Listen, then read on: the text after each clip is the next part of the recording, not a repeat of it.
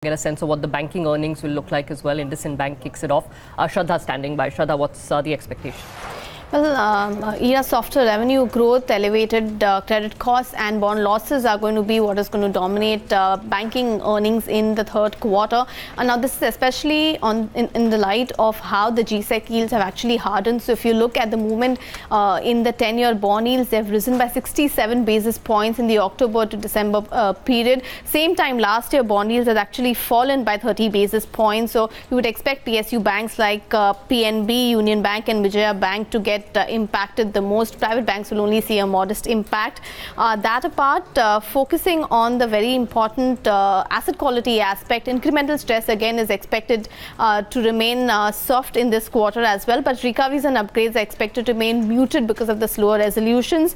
Credit costs again will remain higher. Two aspects to this. One is that banks need to provide for their exposures to the second list of RBI. They have the time frame till March 18. They may do some upfront provisioning in this quarter only.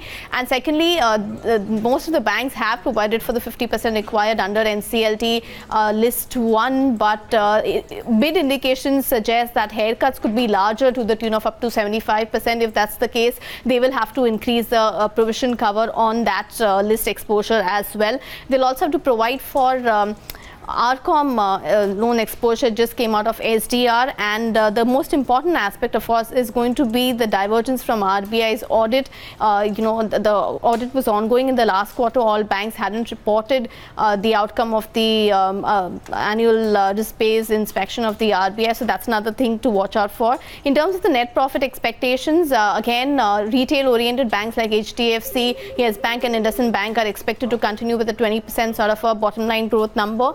Optically, in case of some PSU banks, you could see a big jump in the bottom line numbers, but again that will only be on account of the very, very low base that they had.